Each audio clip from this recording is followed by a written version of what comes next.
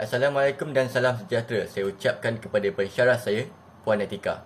Nama saya Arif Izzuddin bin Muhammad Asri yang bernombor matrik A180568 daripada Pusat Citra University.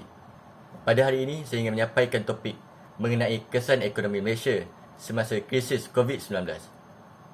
Sebelum itu, izinkan saya menerangkan secara ringkas apa itu COVID-19.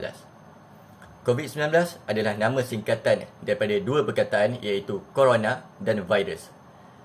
Virus ini dijumpai pada tahun 2019.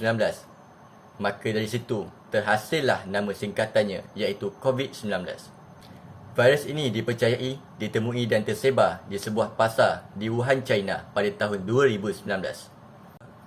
Kemudian, virus ini tersebar ke seluruh dunia dan menyebabkan berlakunya pelbagai masalah dan kesan yang buruk. Termasuklah kesan ke atas ekonomi dunia dan Malaysia. Virus ini telah menyebabkan pelbagai masalah ekonomi berlaku seperti kegaratan ekonomi yang teruk berbanding yang pernah terjadi sebelum ini iaitu pada tahun 1997.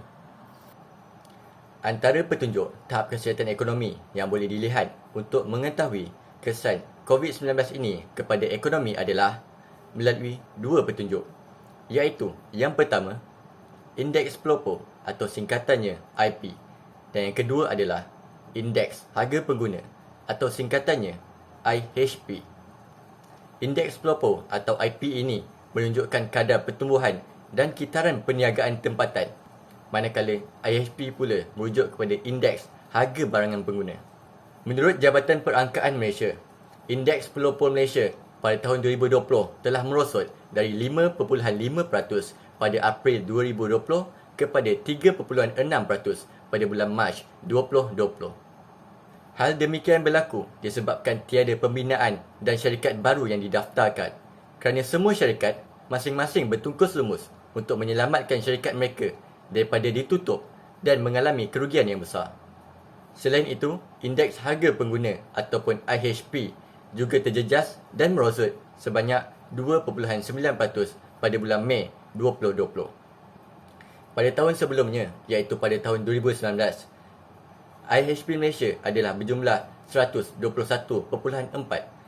Tetapi pada tahun 2020, akibat pandemik COVID-19 ini, IHP Malaysia telah merosot kepada 117.9. Seterusnya, kesan COVID-19 kepada ekonomi Malaysia boleh dilihat daripada kedudukan keluaran dalam negara kasar iaitu KDNK. Menurut Bank Negara Malaysia, BNM, ketumbuhan KDNK Malaysia berada pada sekitar 4.3% dan kadar pertumbuhan adalah negatif pada tahun 2020 akibat daripada peningkatan pandemik ini.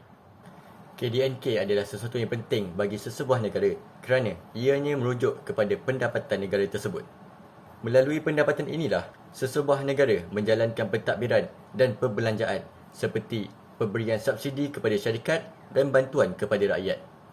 Hal ini juga menyebabkan pertambahan bilangan pengangguran di kalangan masyarakat di Malaysia. Hal ini telah menyebabkan pertambahan bilangan pengangguran di kalangan masyarakat di Malaysia dan secara tidak langsung telah mendorong kepada pengurangan peluang pekerjaan kerana setiap majikan tidak memerlukan pekerja yang ramai dan mereka ingin mengurangkan kos perbelanjaan syarikat mereka. Selain itu, kesan ekonomi lain yang boleh dilihat adalah berkenaan dengan sektor pelaburan asing. Pelaburan asing di Malaysia menunjukkan kemerosotan semasa pandemik ini berlaku. Kebanyakan pelabur telah menarik diri dari pelaburan kerana bimbang risiko rugi akan berlaku sekiranya pelaburan itu diteruskan. Akhir sekali, kesan ekonomi semasa krisis pandemik COVID-19 ini adalah pelbagai syarikat dan sektor-sektor utama seperti sektor pelancongan terpaksa ditutup dan mengalami kerugian yang besar. Hal ini kerana kurangnya orang yang melancong dan berbelanja di dalam Malaysia. Kerugian yang diterima berkait rapat dengan pertumbuhan ekonomi negara kerana pendapatan negara atau KDNK bergantung kepada faedah cukai yang dikenakan kepada syarikat-syarikat dan sektor-sektor utama, terutama sekali sektor pelancongan di Malaysia. Sebagai kesimpulan, pandemik COVID-19 ini telah memberikan kesan yang buruk dan melemahkan pertumbuhan ekonomi bukan sahaja di Malaysia, malah di seluruh dunia. Oleh itu, kerajaan perlu memikirkan satu jalan penyelesaian mengikut norma baharu untuk memulihkan semula ekonomi negara agar ekonomi kembali seperti biasa. Sekian saja pengucapan awam daripada saya. Sekian, terima kasih.